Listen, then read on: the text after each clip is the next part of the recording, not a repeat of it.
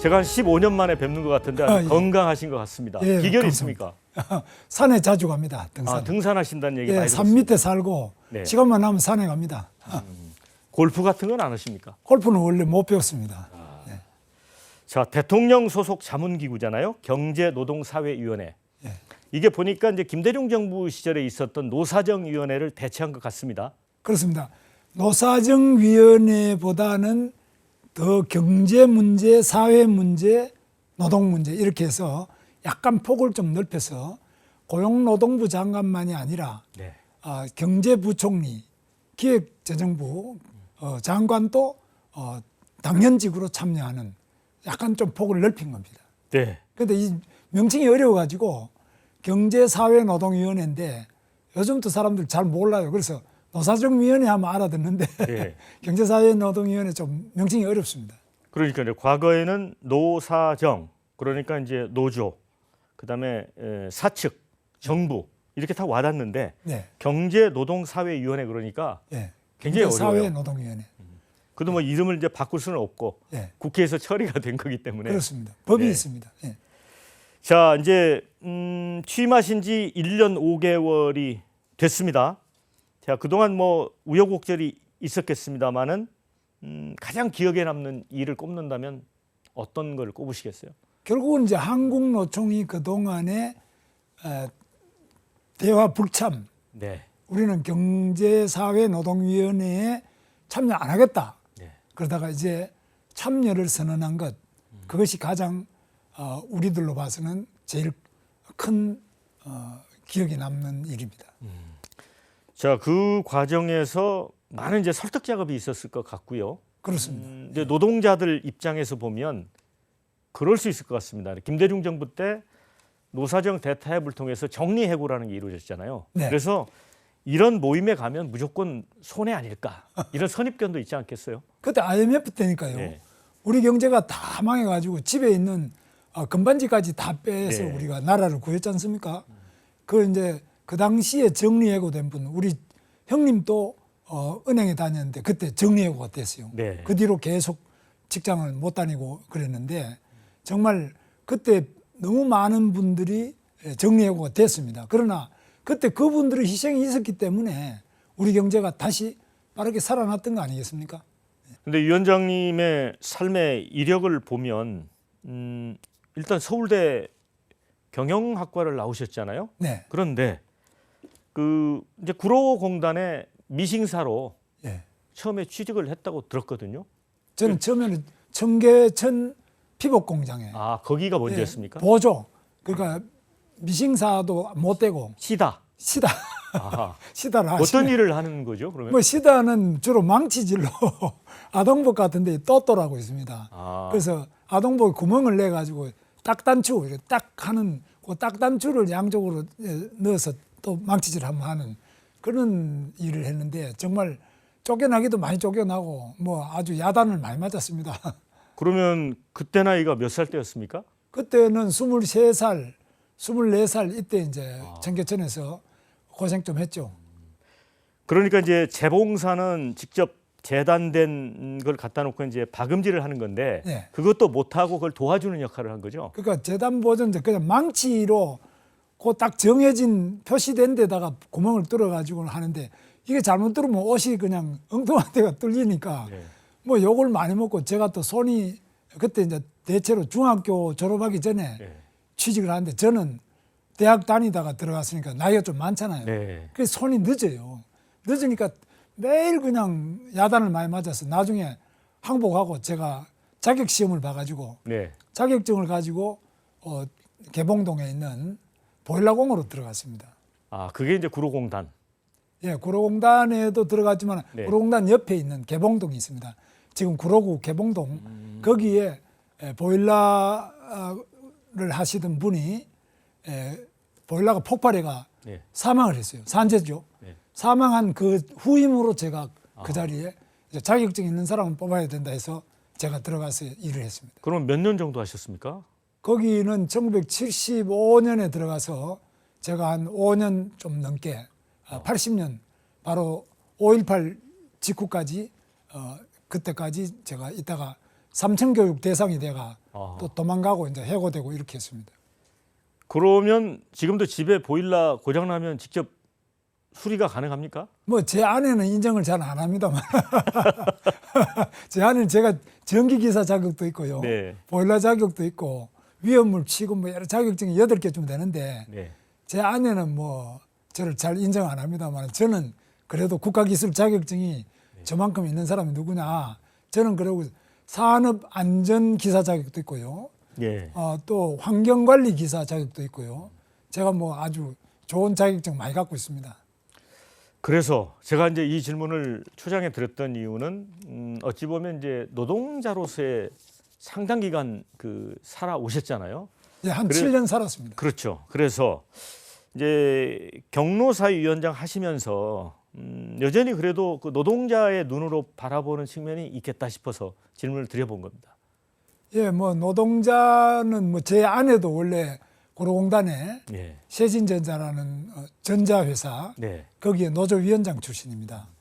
저는 이제 또 한일도로코라는 면도날도 만들고 네. 지퍼 3A라는 지퍼 만들던데 노조위원장 출신이고요. 또 저 형님은 서울은행 은행노조위원장 출신이고요. 제 동생도 또 성남에 있는 상대원 공단에 들어가서 노조하다가 또 구속도 되고 이렇게 해서 우리 집안에는 그 노동운동 하던 사람이 많아요. 그러면 뭐 사용주는 없으신 거네요, 그러니까 가족 중에. 뭐 사용주는 없고 뭐 돈은 좀 없는 그 가난한 저 집안 출신입니다. 네. 자, 이제 본격적인 대화를 좀 나눠 보도록 하겠습니다. 이제 경산호위가 지난 6일 날 정말 어렵사리 열렸지 않습니까? 이제 김동명 노총위원장 등 참석해서 열렸는데 그때 어떤 얘기들이 오갔습니까? 우리는 이제 그 본회의를 그러니까 세 개의 그 우리 결의안을 안건을 다 합의를 해서 통과를 시켰는데요. 거기에는 노동 쪽에서는 한국노총이 유일하게 오고, 네. 그 다음에 회사 사측에서는 경영자 총협회 경총과 대한상공회의소 대표, 네. 그리고 중견기업 대표, 또 중소기업 중앙회 대표, 네. 소상공인 대표 이렇게 5명의 사측 대표가 또 오고요. 예. 그 다음에 정부 측에서는 기획재정부 장관, 경제부총리가 오고 고용노동부 장관이 오고 이렇게 저도 가고 이렇게 해서 이제 같이 함께 모여가지고 결의를 했는데 이 결의문은 제가 대통령께도 말씀드렸습니다만 이 결의문대로만 하면은 앞으로 한 20년간은 노사관계가 잘 될 것이다. 뭐냐? 지금까지는 전부 이 머리띠 메고 네. 전부 모여가지고 파업하고 길거리에서 시위를 주로 했지 않습니까? 네. 그런데 이 결의문을 보면은 이제 앞으로는 모든 것을 대화로 문제를 해결한다. 네. 그리고 단순히 노사관계 문제만이 아니라 우리 대한민국이 처하고 있는 국가 위기, 네. 예를 들면 저출산 문제, 네. 그리고 경제가 너무 저성장 예. 구조가 됐지 않습니까? 예. 그리고 이게 일본보다 우리가 지금 성장률이 낮고 또 미국보다 낮은데 과거에는 우리가 한강의 기적, 세계 최고 고속도로 경제 성장도 하고 발전했는데 이제는 세계에서 가장 낮은 성장률을 보이고 있으니까 예. 이 저성장의 구조 위기 이걸 어떻게 극복할 거냐.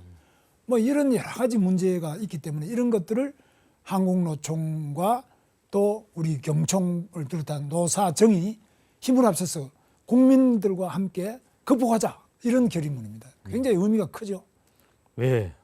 대단히 중요한 과제잖아요. 뭐 이대로 우리 합계 출산율 0.73인가요? 이대로 가면 뭐 500년 뒤에 이제 한민족이 멸종할 거다 이런 얘기까지 나오고 있잖아요. 그렇습니다. 예, 심각합니다. 그래서 제가 한국노총 위원장 보고 그럼 우리가 외국인 노동자만 계속 네. 그러면 수입을 해서 그럼 외국인 노동자들이 뭐 노조에 가입하는 것도 아니고요. 네. 조합비를 내는 것도 아니고 그럼 노총도 자동으로 없어지는 거 아니냐. 예. 그러니까 노총을 살리기 위해서라도 뭐 애를 낳아야지. 외국인들만 수입해서 뭐 이거는 기업도 안 되지만 노조도 완전히 문 닫는 거 아니냐. 이 위기다. 이 인구 위기가 단순히 국가 위기일 뿐만 아니라 노동조합도 위기 아니냐. 네. 그럼 성장이 또 안 되면은 자꾸 감원을 해야 될 거 아닙니까? 네. 수출 안 되고 성장 안 되면 감원을 해야 되니까. 그렇죠. 이게 위기 아니냐. 그래서 위기를 누가 극복하느냐?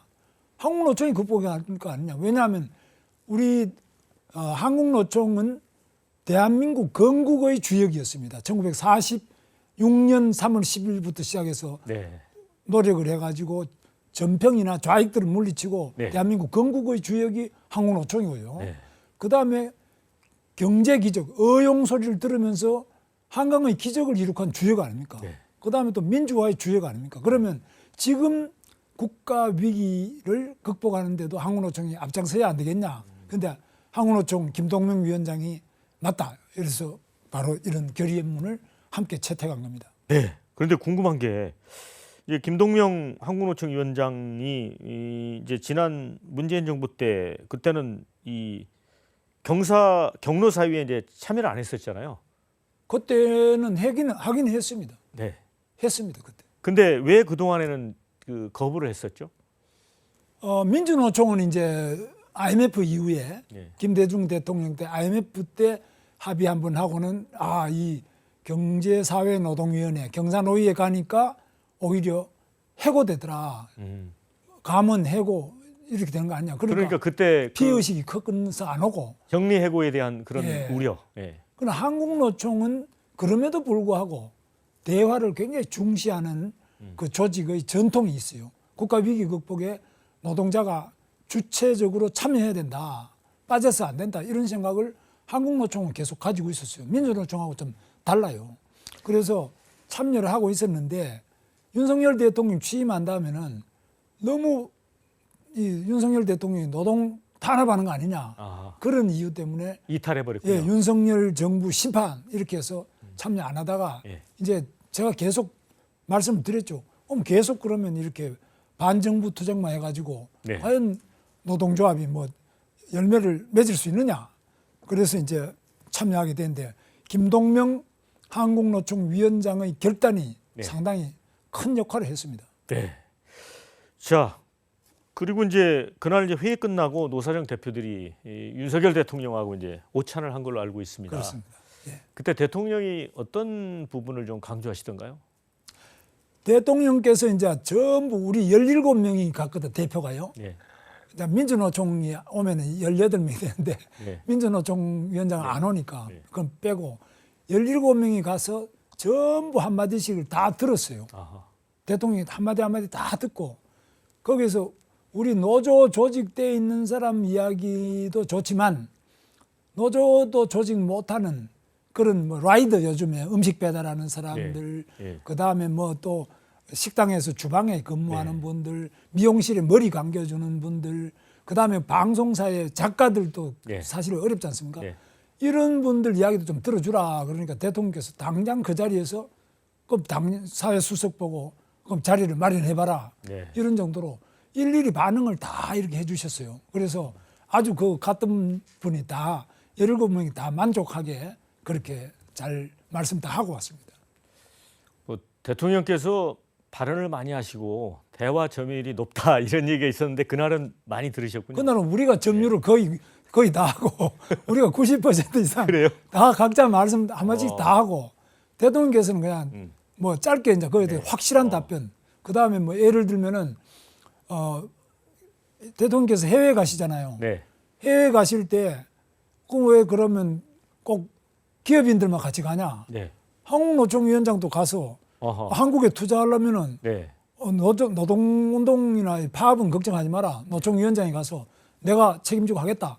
이러면은 그 투자자들도 상당히 안심할 거 아니에요. 그렇죠. 그래서 대통령께서 그 자리에서 즉석에서 그리고 한국노총 위원장 다음부터 가자. 이렇게 바로 호응을 해주셨어요. 그래서 우리가 이야기하는 걸 다 흔쾌히 받아들여 주셨어요. 네. 그런데 이제 아쉬운 거는 그날도 민주노총 이제 위원장은 참석을 안 했잖아요. 그리고 지금 이 대화 테이블에 참석을 안 하고 있고. 그렇습니다. 어떻게 좀 설득해서 모셔야 되지 않습니까? 제가 이제 하긴 하는데 네. 설득하는데요. 지금까지 거의 한 25년 이상을 네. 안 오시니까 네. 민주노총은 그때 98년도에 이제 이 IMF 때 정리해고 때문에 네. 우리는 피해봤다 이러니까 그 뒤로 나가서 이제 안 오세요. 그러니까 너무 오래 안 오시는 게 돼가지고 예. 저도 노력은 합니다. 민주노총에 위원장은 안 오지만 부위원장들하고도 대화 채널을 가지고 있고요. 그것도 산별위원장하고도 대화 채널을 가지고 대화하긴 하는데 민주노총 전체가 참여하려면은 대의원대의 결의를 거쳐야 된다 그래요. 예. 그럼 어려운 점이 있습니다. 아, 대의원 대회에 그 인준을 받아야 되는군요. 예, 그게. 결의해야 된다. 사실은 이제 2018년 10월에 이제 문성현 전 위원장이 이제 이 경로사 위원장에 임명됐을 때 네. 그분은 원래 민주노총 출신 아닙니까? 민주노총 안에 최강성 예. 금속노조 위원장 근데 출신입니다. 그분도 못 끌어들인 거죠, 그러니까. 예, 거기도 뭐 오히려 욕도 먹고 막 이랬습니다. 저는 욕을 더 많이 먹죠.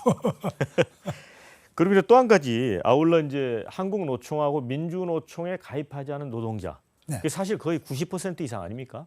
그렇습니다. 80한 그분들에 7%. 대한 목소리는 어떻게 이 경산호에서 다룹니까? 저희는 이제 그분들 중에 예를 들면 대리운전 기사, 네, 밤에 또 여성 대리 기사들은 굉장히 시달리는 게 많습니다. 그렇죠. 술 먹은 사람들 뭐 차 몰고 저 뭐 예. 시골 구석까지 가 예. 모셔드리고 올 때는 또 돌아오는 차가 없잖아요. 그렇죠. 굉장히 그래서 대리운전 기사 같은 분들은 사실 우리가 간담회를 해보면은 10명이 나오셨는데 여성 대리 기사들은 아하. 10명 중에 6명은 전부 웁니다. 아, 저가 어떻게 자기들을 만나러 왔느냐 그것만 생각해도 눈물이 나서 막 울어요.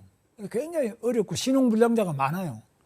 그래서 이런 안타까운 사정들을 우리가 잘 참 들어드려야 되는데 이 경제사회노동위원회 지금 구성에는 네, 이런 사람들이 들어오기가 어려운 처지에 있습니다. 그래서 우리가 이 정식 위원이 아니더라도 네, 우리가 직접 찾아갑니다. 부산에 가서 그런 분들도 만나고 다른 지방이나 뭐 여기 청계천에 있는 봉제 공장에 뭐 그런 사람도 만나고 또 구두 만드는 사람도 있습니다. 예. 구두의 재화공이라 그러죠. 네, 구두 만드는 사람 이런 사람들 가서 만나고 이렇게 하는데 제약이 많죠. 그래서 정말 조직되지 않고 권리가 가장 열악한 87%의 미조직 영세 취약 노동자에 대해서 우리 노조가 한국노총과 민주노총이 더 관심을 가져야 되는 거 아니냐. 이게 동료로서 네. 당연히 의무 아니냐. 또 우리 공무원들도 더 관심을 가져야 되고 대통령께서는 여기 바로 관심을 나타내면서 빨리 좀 어떻게 대통령하고 만날 수 있도록 해봐라 이래 되는데 네. 곧 하면 자리가 있을 거로 봅니다. 네. 이제 그 지난번에 이제 경로사위 본회의에서 이제 근로시간 개편, 정년 연장, 산업전환, 불공정 격차 해소 이제 이런 의제들을 앞으로 이제 다루겠다고 이렇게 약속을 하신 것 같은데 네. 여기에 그 산업전환이라는 말이 있거든요. 그러니까 우리 시청자들이 좀 어려울 것 같아요. 이게 어떤 의미가 있나요? 한마디로 하면 뭐 AI 네, 그리고 요즘에 나온 로봇 네. 뭐 이런 게 워낙 많이 거기에서 이제 새로운 노동 문제가 생긴다는 거죠. 그렇죠. AI가 들어와 버리면은 그럼 앞으로 AI가 다 해버리면은 작가나 이런 사람들도 뭐 아하. 없어지는 거 아니냐. 네. 방송도 말이죠. 뭐 우리 박영환 AI 박영환 나와가지고 예. 방송을 하면 앵커 그럼 대신하죠. 앵커도 어디 가느냐. 예. 이게 엄청난 문제가 지금 일어날 겁니다. 이거 미리 대비를 해야지. 그때 문제 생기고 난 다음에 대비하면 늦잖아요. 그래서 그런 걸 미리 그러면 대책을 어떻게 세울 거냐. 우리가 AI를 어디까지 도입할 거냐. 여기 문제는 뭐가 있느냐. 이런 것들을 미리 노사 간에 논의해야지. 그걸 사장들이 알아서 해라. 예. 우리 노동자는 모르겠다. 이래서는 안 되지 않겠습니까? 같이 이야기해보자 이겁니다. 그러니까 이제 산업전환에 대한 설명 위원장님한테 듣고 나니까 네. 노사정위원회가 경제사회 노동위원회. 노동위원회로 이렇게 확대 개편된 이유를 좀 이해를 할 것 같아요. 예, 그런데 이제 그렇죠. 네. 이게 너무 어려운 문제이기 때문에 예. 노동자들은 지금 주로 하는 게 임금 인상해라. 그렇죠. 해고 반대. 네네. 뭐 주로 이런 것만 해요. 그러니까 진짜 산업 전환에 대한 것은 자기들한테 엄청난 문제고 예를 들면 자 지금까지는 전기 자동차가 적다가 예. 전기 자동차가 많아지면은 뭐 엔진 같은 게 없어져 버리잖아요. 그렇죠. 뭐 배터리만 있고 엔진이 없어져. 그러면 이제 정비공들도 일자리를 잃게 되는 거죠? 그러면 정비공은 물론이고 자동차 공장 자체가 완전히 뭐 사람이 줄어버릴 그 거예요. 부품을 납품하는 그것도 없어져. 공소업체들도 예. 어려워지는 거죠. 엔진 하는 사람이라든지 네, 뭐 이런 다 없어지니까 그러면 이런 부분에 대해서 현재 지금 일어나고 있거든요. 굉장히 빠르게 이게 네, 변화합니다. 그래서 이 부분에 대해서도 기술적으로도 보지만은 그러면 이 부분이 노동자들의 근로조건뿐만 아니라 또 일상생활 자기 가정에까지 영향을 미치잖아요. 이거 어떻게 할 거냐? 참 심각한 문제인데 대화를 통해서 푸는 수밖에 없다 이겁니다. 그러면 지금의 경제노동사회위원회 직제나 인원 가지고 정말 이런 광범위한 주제를 다루기에는 좀 인력이 부족하지 않아요?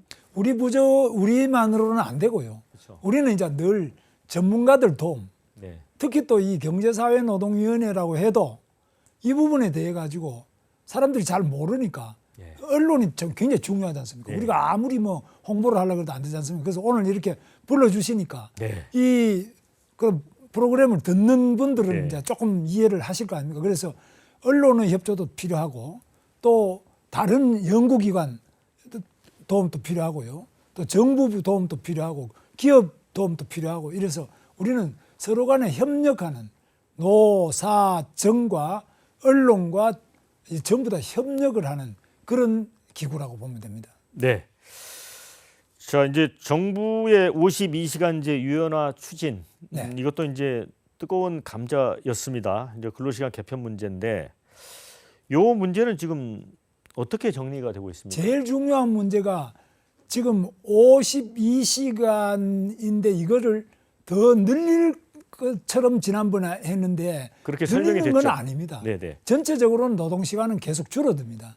줄어들면서도 다만 이것을 꼭 일주일 만에 52시간을 고정해 놓을 거냐 아니면 그걸 뭐 한 달, 3개월. 한 달 동안에 예. 뭐 어떻게 할 거냐 몇 개월만 할 거냐 이런 약간의 그 산정 기간을 기준의 기간을 조금 넓혀 가지고 할 때는 바짝 해버리고 쉴 때는 좀 쉬자. 예.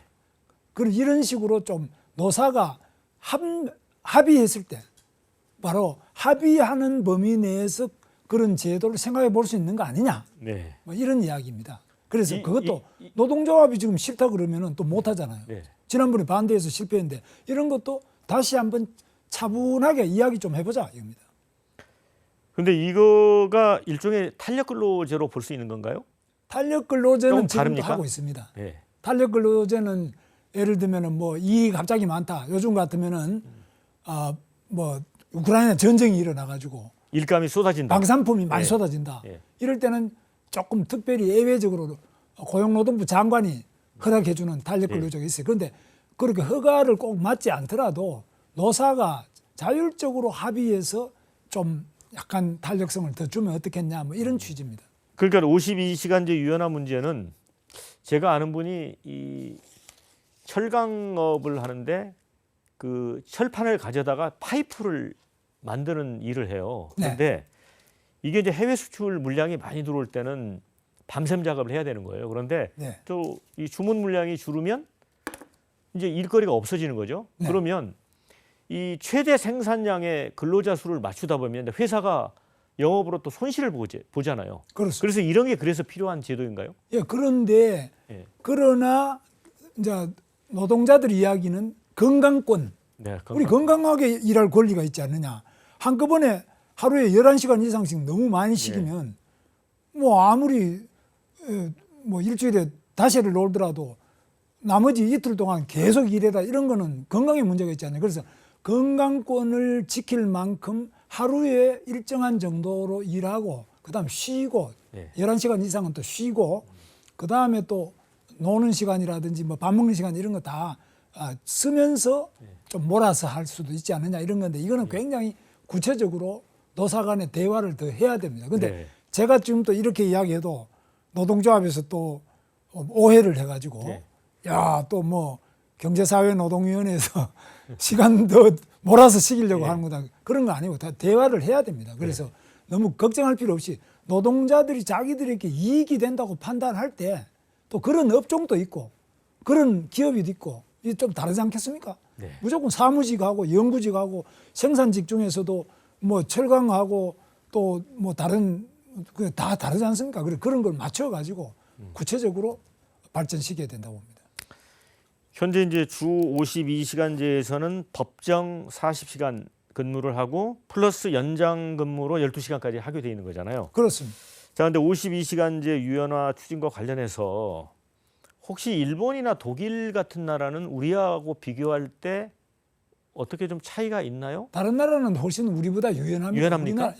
우리나라의 지금 법 자체가 굉장히 딱딱하게 돼 있어요. 그래요? 해고가 제일 세계에서 엄격한 나라 중에 하나고요. 예. 그다음에 시간도 굉장히 엄격하게 해놨는데 이번에 마침 대법원에서 판결을 해가지고 예. 그걸 꼭 주로만 볼 필요가 있느냐. 하루에도 꼭 그러면 하루에도 8시간만 해라는 건 없지 않느냐. 네. 주 단위로만이 아니라 조금 더 유연하게 볼 수 있는 거 아니냐. 이렇게 판단을 내려줬는데 이런 부분에 대해서는 앞으로 아마 합리적으로 노사가 서로 좋은 쪽으로 합리적으로 변화될 수 있을 것으로 보고 있습니다. 그것도 대화를 통해서 하자입니다. 강제로 하는 게 아니고. 독일 같은 경우는 기준이 어떻게 돼 있습니까? 독일이면 구체적인 기준은 또 들여다봐야 되겠습니다만 독일이나 다른 모든 나라도 다 이런 부분은 유연하게 지금 네. 가고 있습니다. 네. 왜냐하면 우리나라는 이제 그렇게 못한 이유가 우리나라가 장시간 노동이다 이렇게 해서 자꾸 시간을 늘리면 안 된다 이래 보는데 지금은 우리나라도 시간이 계속 줄어가지고 지금 현재는 아주 OECD 최장시간이 아니라 많이 네. 줄어서 평균 수준으로 지금 내려오고 있습니다. 자, 이제 저출산 고령화 이슈 아까 위원장님 말씀을 하셨지만 네. 이건 지금 대한민국 생존의 문제잖아요. 그래서 법정 정년 연장 문제 또 아울러서 동시에 임금 체제 개편 문제 이 문제도 지금 숙제잖아요. 네. 자, 정년 연장은 이렇습니다. 지금 공무원, 공기업, 대기업 여기는 정년 연장을 다 원하고 네. 그 좋은 이런 공무원, 공기업, 대기업의 정년이 늘어버리면 예를 들면 60세로 65세로 늘렸다. 그러면 젊은 층 일자리가 없어지죠. 젊은 층은 한 사람도 들어갈 네. 수가 없죠. 이 네. 정년이 다 될 네. 때까지. 그러나 영세 중소기업, 네. 그다음에 오토바이 타는 라이더, 네. 배달하는 사람, 식당의 주방 이런 거는 정년 아무리 65세 해놔도 65세까지 안 입고 다 나가버리잖아. 네. 그다음 미용실에 머리 감겨준다. 네. 정년이 어디 있습니까? 자꾸 옮기는데. 그래서 이 업종별로 차이가 너무나 크고 규모별로 차이가 큽니다. 네. 그래서 지금 지나치게 공무원, 공기업, 대기업이 예. 노동조합 조직률이 높아요. 예. 공무원은 지금 70한6% 예. 노동조합이 있습니다. 그런데 반면 영세 한 5인 이하라든지 이런 데는 거의 노조가 없지 않습니까? 10명, 20명짜리 그건 노조가 없어요. 예. 이 차이가 너무나 크기 때문에 이런 면에서 이제 정년 연장의 혜택을 보는 데는 공무원, 공기업, 대기업입니다. 나머지는 별 효과가 없습니다. 그러니까 이제 임금 불평등이라든가 이제 이런 노동시장 이중 구조 문제를 풀어가야 되는데 자칫 정년 연장이 오히려 기득권을 강화하는 쪽으로 가버릴 수 있는. 그렇습니다. 예. 특히 이제 아까 말씀드린 공무원, 공기업, 대기업의 기존 노동자들이 55년 동안 더 근무를 하게 되면서 네. 청년들은 이거 완전히 이제 자기 일자리로 들어갈 수 없는 그래서 세대 충돌이라고 합니다. 세대 충돌. 세대 충돌이 너무나 심하기 때문에 이거 잘 보면서 해야 됩니다. 그런데 우리는 청년들의 일자리도 굉장히 중요하기 때문에 예. 자꾸 나이 든 고령자 중심으로만 볼 수는 없다는 겁니다. 네.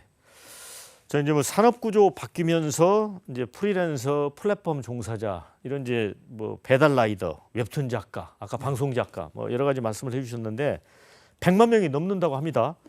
예. 이런 부분에 대해서 특히 이제 위원장님이 보호 대책에 관심이 많은 걸로 들었거든요. 근데 그게 굉장히 어려워요. 보호를 네. 하긴 해야 되는데 예를 들면 오토바이 타고 배달한다. 그럼 사고가 많잖아요. 네. 그럼 사고가 많다는 거는 이 사람들이 보험 문제, 예.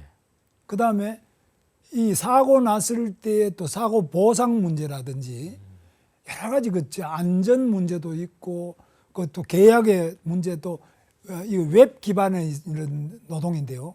웹을 이용할 때 그 앱의 서비스 사용료 이런 걸 또 얼마나 줄 거냐 뭐 이런 여러 가지 문제에서 우리가 해야 될 일이 많은데 그런 걸 이제 하나하나씩 풀어나가야 되는데 지금 현재는 거의 사각지대에 있습니다. 이게 지금 보호가 되고 있지 않습니다.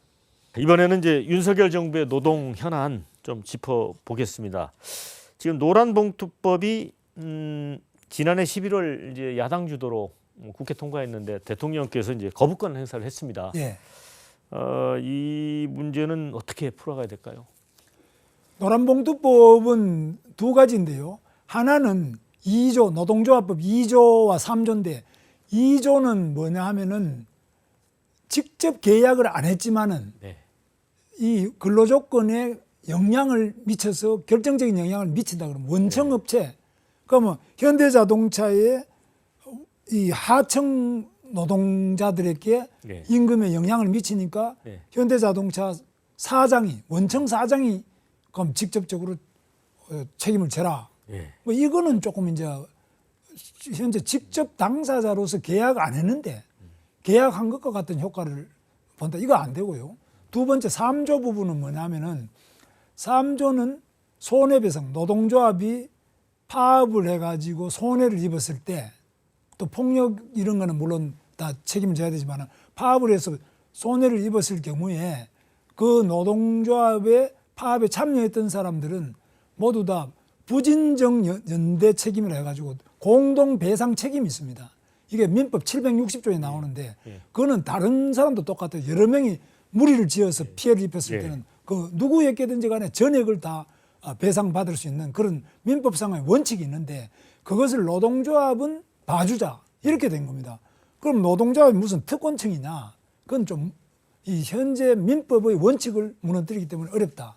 그래서 이건 굉장히 대통령이 법을 많이 아는 분 아니세요? 네. 그건 법률가 출신이지만은 그거는 거부권을 행사하지 않을 수 없습니다. 그래서 이거는 합리적으로 좀 더 앞으로 조정해 나가는 대화의 자리가 충분히 필요하다고 봅니다. 그러니까 이제 파업 노동자의 그 배상 범위를 그 제한하는 그 내용인데 네. 이 부분과 관련해서는 이제 과거 2014년에 쌍용차 파업 때 네. 그 47억 원의 이제 손해배상 그 판결이 났는데 그때 이제 너무 노동자들이 감당하기는 버겁다. 그래서 이제 노란봉투로 이제 이렇게 돈을 모아서 전달해 주면서 이 법에 이름이 생긴 건데 좀 노동자들 입장에서는 뭔가 이제 그러면은 이렇게 정부가 이대로 계속 밀어붙이면 쟁의권을 좀 이렇게 제한하는 거 아니냐 이런 생각을 할 것 같아요. 그러니까 쟁의권이 일정한 정도는 제한이 돼야 되고요. 네. 쟁의가 무제한적으로 뭐 제한을 안 해가지고 예. 그럼 회사 측이 손해를 많이 보더라도 손해배상 청구 소송도 제대로 못하도록 이래서도 안 되고 예. 이게 합리적으로 너무 과도하게 쌍용차처럼 너무 과도하게 많은 손해배상액이 나왔다 판결이 나왔다 네네. 이런 거는 사실 또 판결하는 과정에서도 조정이 돼야 되고 앞으로 법을 할 때도 미세하게 조정할 수 있는 점은 할 수 있다고 봅니다. 그러나 이번에 통과된 이 손해배상에 관련된 면책을 네. 노동조합만 예외적으로 해준다. 예. 이거는 여러 가지로 앞으로 파업을 조장해가지고 기업 못하게 되고 한국이 그렇지 않아도 기업을 해외로 다 빠져나가지 않습니까?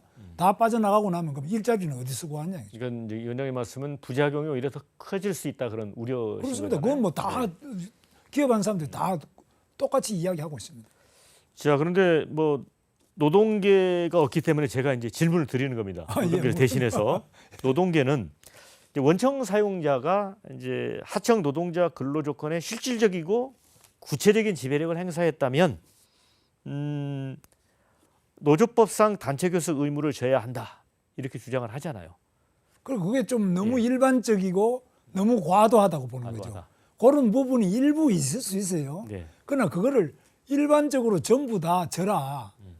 계약 안 했는데 그러면 계약한 것과 똑같이 책임져라 그러면 계약의 의미는 무엇이고 그러면 현대자동차의 하청업체가 50개가 넘는데 그거 다 책임지다 보면은 뭐 그것만 상대하다가 사장이 아무도 못하고 하청업체를 그럼 밑에 별도로 회사를 둘 필요도 없잖아요. 그거 전부 다를 원청 회사 사장이 다 책임지라는 이거는 좀 무리했죠. 네. 근데 이제 그 연관된 질문이지만 이제 CJ 대한통운이 택배 기사들과 이제 단체 교섭을 거부를 한 게 부당 노동 행위다. 이게 중앙노동위원회 판정인데 서울고등법원이 항소심에서도 유지를 했거든요. 이런 건 어떻게 보세요? 택배는 이제 조금 더 달라요. 네. 일반 제조업체 하청하고 다른 게 택배는 그 보시다시피 약간은 좀 이 자기가 맡은 구역 네.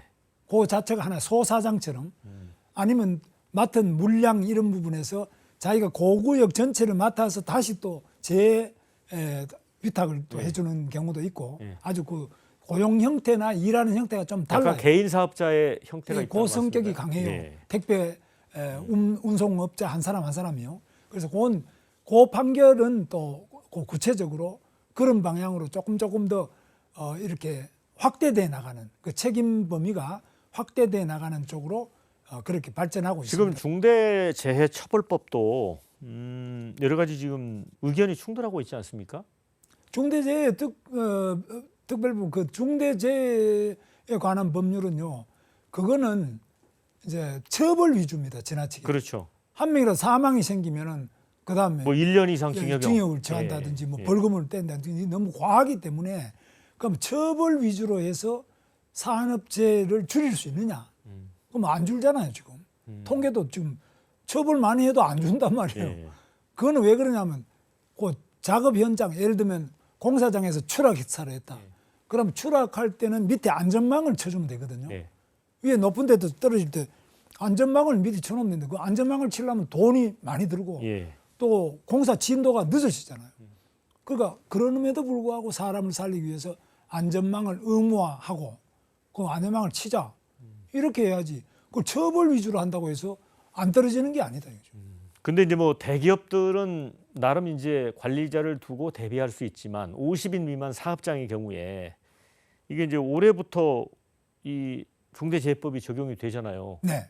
이것도 어떻게 보십니까 이거는? 그 지금 이제 50인 미만. 이하의 많은 사용자들이 지금 막 전국 곳곳에서 모여가지고 계속 항의 시위를 하잖아. 이거 안 된다. 우리 못 견디겠다. 그러니까 50인 미만 같으면 이하는 너무나 작은 데인데 네. 이런 데까지 다 그러면 이 감옥에 다 보내면은 우리가 일을 하겠느냐. 이래서 사업 못 하겠다. 지나치게 부담이 크고 위험이 너무 크지 않느냐. 그런 이야기가 많이 나오는데 이것도 제가 볼 때는 예방 위주로 예방. 또 행정을 더 강화한다든지 안전 교육을 더 강화한다든지 아니면 그 시설을 개선한다든지 이렇게 해야지 처벌 위주로만 간다고 해서 해결이 안 됩니다. 그리고 사업장 자체가 워낙 전국에 많기 때문에요. 이건 뭐 거의 80% 이상이 작은 50인 미만입니다. 예. 이런 많은 사업장을 어떻게 처벌 위주로 해가지고 어떻게 그걸 다 감당을 하냐. 그래서 결국은 이렇게 되면은 사업을 못하게 되면 일자리가 줄어드는 거 아닙니까? 예. 그런 문제가 있습니다. 솔로몬의 지혜가 필요한데 예. 참 어렵네요 이게. 그러니까 예방 위주로 해야지 처벌 위주가 안전에 맞는 게 아니고 제가 안전관리 기사입니다. 예. 제가 국가기술 자격도 예. 있고 공장에서 또 안전관리 기사로서 일을 했는데요. 예. 이거는 안전관리는 미리 전문가들이 보면 어디에서 사고가 난다, 예. 어디에서 추락이 될 수 있다, 어디에서 손가락이 잘린다, 뭐 이런 거 다 볼 수 있어요. 미리 다 알 수 있어요. 그럼 그걸 미리 그 요소를 자꾸 줄여 나가줘야지 처벌 위주로만 한다고 되는 건 아닌데 작은 업체는 돈이 없기 때문에 그런 부분은 고용노동부에서 기술도 도와주고 또 자금도 지원해줘가지고 시설을 고칠 수 있도록 또 교육도 미리 할 수 있도록 도와주는 프로그램을 강화하고 있습니다. 네. 그리고 이제 현행 근로기준법이 5인 미만 사업장에 지금 적용되지 않고 있습니다. 그동안에 이제 뭐 여야 정치권 계속 확대하겠다 이렇게 했는데 이 부분이 이 진척이 안 되는 가장 큰 이유는 어디에 있습니까? 지금은 자영업이 막 줄고 있지 않습니까? 네. 코로나 이후에 지금 자영업이 다 문을 닫고 급속하게 줄고 있거든요. 그러면 이거 5인 미만에도 전부 노동법을 적용하자 이래버리면 뭐 예를 들면 식당, 예. 그다음 편의점, 그 미용실 다 문 닫아버리고 나면은 그럼 고용이 더 너무 줄어버리고 또 일반 경제에도 영향을 너무 많이 미치기 때문에 자영업이 지금처럼 심각하게 이 쇠퇴하고 있는 상태에서 이 법까지 더 적용 확대를 해버리면은 이 고용 문제를 어떻게 할 거냐 이런 어려운 점이 있습니다. 그래서 저희들도 지금 굉장히 깊이 그 부분을 연구하고 있는데 이것도 노사정이 같이 대화를 해서 구체적인 방안을 좀 마련해야 됩니다. 예를 들면은 꼭 돈이 안 돼. 직장에 뭐 학대를 한다든지 너무 괴롭힘을 한다. 네. 이런 부분은 5인 미만 지금 적용이 안 되는데 그런 거라도 먼저 하자든지 네. 돈이 안 드는 것부터 하자든지 네. 뭐 여러 가지 연결되어 있는 부분이 많은데 이것도 우리가 깊이 지금 들여다보고 학자들과 또 전문가들 사이에 굉장히 깊이 연구를 계속 하고 있습니다. 뭐 예를 들어 뭐 일본이나 독일, 미국 같은 이게 선진국은 그 근로기준법이 이게 모든 노동자에게 적용이 되나요? 어떻습니까? 우리나라 실제가? 근로기준법은 이제 이건 상당히 좀 엄격한 게 많고요. 네, 네. 해고 조항이나 이런 네. 것들 엄격한 게 많습니다. 네. 다른 어느 나라, 네. 미국, 독일보다 더 지금 네. 엄격해요. 미국보다 네. 그렇고 일본보다. 그래서 이런 다른 나라보다는 지금 현재 엄격한 이 법을 전부 다 적용했을 때는 네. 우리나라 자영업은 또 많습니다. 예. 그 영세 규모가 예. 워낙 많은데 이런 부분이 다 문을 닫았을 때 예. 경제적인 그 뒷감당을 지금 하기가 어렵습니다. 그래서 이걸 굉장히 노사 간에 같이 대화를 통하고 또 현장 조사를 통해서 어떤 문제가 있는지 보면서 단계적으로 접근해야 합니다. 한꺼번에 다 적용할 수도 없고요. 그렇다고 전혀 계속 안 하고 미룰 수도 없는 그런 상태가 있습니다. 그러니까 우리나라처럼 이런 소상공인 이런 영세 식당업 이런 게 좀 다른 나라는 비교적 좀 적다는 얘기신가요? 우리가 굉장히 많은 편입니다. 영세 자영업자, 이 소규모 자영업이 굉장히 많이 있어요. 네. 자, 노동 현안을 쭉 좀 다뤄봤는데 네. 뭐 혹시 더 말씀 추가하고 싶으신 거 있으십니까? 아니면 좀 윤석열 대통령 취임 이후에 가장 성과를 낸 부분은 바로 법치주의 노동개혁입니다. 예. 노동 현장에 1987년 노동자 대투쟁 이후에 대통령이 7명이 있었는데요. 노태우 대통령보다 7명이 있는 동안에 법이 제대로 안 지켜지는 게 많았었는데 이제 윤석열 대통령 취임한 이후에 화물연대 파업이나 또 건설폭력 단속이든지 노동조합의 회계 공시 이런 걸 통해서 법이 좀 제대로 지켜지는 그런 노동 현장을 만들어낸 것이 윤석열 대통령 노동개혁의 가장 핵심이고요. 이 부분은 영국의 대처나 또는 미국의 레이건 대통령 이상으로 짧은 시간에 네. 부작용 없이 네. 노동조합의 그 법치주의를 세운 데는 효과가 크다 이렇게 좀 말씀드리고 싶습니다. 네, 이제 5, 6분 남았기 때문에 행정가 김문수, 정치인 김문수를 한번 살펴보겠습니다. 네. 경기지사 2번 하시잖아요. 네. 그런데 재임 중에 이제 대중교통 환승 할인 적용된 수도권 통합 요금제 이걸 도입을 했고 경기 남부 북부를 연결하는 순환버스. 뭐 사실은 굉장한 아이디어예요. 네. 이런 거는 택시 운전을 하셔서 영감을 얻으신 겁니까? 아니면 경기도민들이 너무 예. 교통이 불편하잖아요. 돈 없는 사람들은 다 저는 부천에 오래 살았는데 서울에 직장이 있으면서 부천에 산다, 김포에 산다, 뭐 광명에 산다, 구리에 산다, 뭐 고향에 산다 이러지 않습니까? 그래서 경기도민들은 제일 지금 민원이 저 조사를 해보면은 네. 교통 문제예요. 그렇죠. 교통지옥. 이거 어떻게? 그래서 제가 30분 만에 서울 시내로 진입할 수 있는 걸 만들어 보겠다. 그래서 그것이 바로 GTX입니다. 지금 제가 2008년에 이 GTX를 처음 창안을 해서 그때부터 추진했는데 지금 벌써 16년 됐지 않습니까? 예. 16년 됐는데 벌써 완성해야 되는데 그동안에 사실 다 반대했죠. 제가 하자라고 할 때. 예. 뭐 우리 당 내에서도 대통령도 반대하고 서울시장도 반대하고 뭐 야당은 또 다 반대하고 당시에요. 예. 그래서 다 반대했는데 지금 와서는 다 자기들이 하겠다 그러잖아요. 그렇죠. 이건 굉장히 큰 변화고 저는 아주 바람직하다고 보고 있습니다. GTX. 네.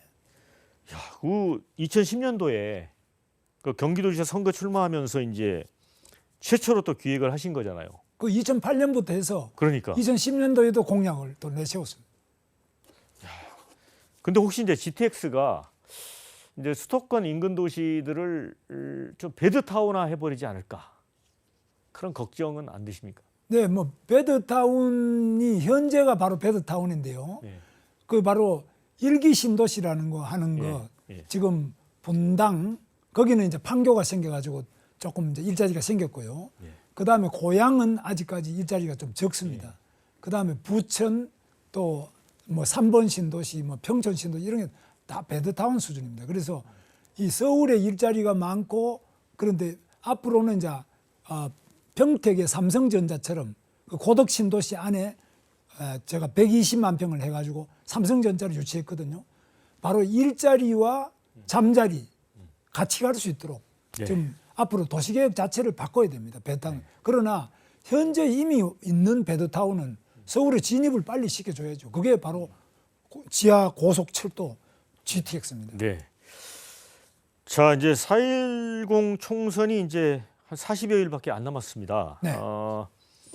이제 공직자시기 때문에 뭐 조심스럽게 답변을 하셔야 되겠지만 삼선 의원, 재선도지사, 서울시장 후보까지 지내셨기 때문에 정치적으로도 이제 성공하신 거예요. 그런데 이번 총선에 시대 정신이 있다면 뭐라고 보십니까? 제일 중요한 점이 뭐 지금 운동권 청산, 586 운동권 청산 이렇게 이야기하지만 저는 그것보다도 정말 국민들이 볼 때 네. 상식에 맞는 정치인들이 많이 나와야 안 되겠냐. 네. 너무 상식에 어긋나게 막 쌍욕을 한다든지 지나치게 막 비리 부정에 너무 많은 그 의혹을 받는다든지 이건 안 되지 않느냐. 네. 바로 국민들이 볼 때 상식에 맞는 최소한도 그런 분들이 좀 국회의원이 되면 좋겠다. 이런 것이 우리 국민들의 바람이라고 저는 생각합니다. 네. 그 윤석열 정부가 이제 아직 취임한 지 2년이 안 됐잖아요. 네. 그런데 초기에 국정 지지율이 이제 30% 아래로 내려갔었고 최근에 다시 회복해서 이제 40%를 회복을 했습니다마는 그 대통령의 그 리더십 이런 가지 측면에서 좀 정치 선배로서 조언을 해주신다면. 저는 이제 미국에 갔을 때 미국에 가서는 미국 의회 연설도 하고 예. 그다음에 거기서 막 아메리칸 파이도 막 불러버리고 예. 그러면 미국 사람들이 막 박수를 치고 이러지 예. 않습니까? 그러니까 국민 친화적인 네. 이런 부분들이 굉장히 정치인으로서 중요하다. 네. 저는 늘 그렇게 말씀드립니다. 네. 미국에서 했던 만큼 국내에서도 그러니까 소통하라는 말씀이시죠? 네, 언론인하고도 이야기하고 예. 국민들하고도 소통을 많이 하면은 예. 그럼 반드시 지지율이 올라가는데 뭐 윤석열 대통령만큼 일 많이 하는 분도 없지 않습니까 지금? 근데 소통이 좀 부족하다고 좀 생각합니다. 아쉽다. 예. 그 자주 만나셔서 좀 아이디어를 주십시오. 근데 뭐 본인이 또 이제 워낙 이 예. 정치에 대해서는 또 나름대로 또 생각이 있으시기 때문에 예. 뭐 아주 대통령 되셔가 잘 하고 계신다고 봅니다. 지금 요즘 지지율이 좀 올라가지 않습니까? 네. 그 한동훈 비대위원장 법무장관에서 이제 국민의힘 사실상 대표를 하고 있는데 그 뭐 잘하고 있다고 봅니까? 저는 잘하고 있는 것 같아요. 특히 제 아내가 아주 요즘 제가 그럽니다. 한빠냐 이러면 한빠라 그래요. 그만큼 한동훈 예. 위원장에 대해서 여성들 지지가 아주 많아요. 그 뭐 본인은 복이라고 봅니다. 네. 제가 민감하기 때문에 야당에 관한 질문은 드리지 않겠습니다. 네. 자, 마지막으로 네. 온갖 직업을 다 하셨잖아요. 뭐 택시 기사, 뭐 노동자, 삼선 국회의원, 도지사. 자, 가장 잘 어울리는 직업이 무엇이었다고 생각하는지 또 혹시 남은 꿈이 있다면 짤막하게. 제가 볼 때는 뭐 도지사가 제일 제 생각에는 가장 보람이 있었다고 봅니다. 네. 그거는 그만큼 많은 국민들한테 제가 생각하는 것을 네. 공무원과 함께 예산을 가지고 직접 해볼 수 있기 때문에요. 그래서 GTX도 하고 또 뭐 한센총 같이 아주 어려운 데 찾아가서 같이 잠을 자면서 그분들한테 한글도 가르쳐드리고 그런 것들이 참 보람이 있습니다. 네. 자, 이제 마무리할 시간이 다 됐습니다. 한 10초만 더 혹시 하실 말씀 있으면 하시고 마무리하겠습니다. 예, 이 방송이 바로 공무원보다 더 중요하게 네. 국민들에게 영향을 미치지 않습니까? 네. 그래서 정말 언론이 중요하다, 방송이 네. 중요하다. 네. 좀 잘 좀 해주시기를 바랍니다. 네네. 자, 특별대담 경산호의 김문수 위원장에게 듣는다는 여기까지입니다. 오늘 허심탄회한 답변 주신 위원장님께 감사드리고요. 또 노동개혁 성과 기대해 보도록 하겠습니다. 시청해 주신 여러분 대단히 고맙습니다. 자, 수고하셨습니다. 감사합니다. 네.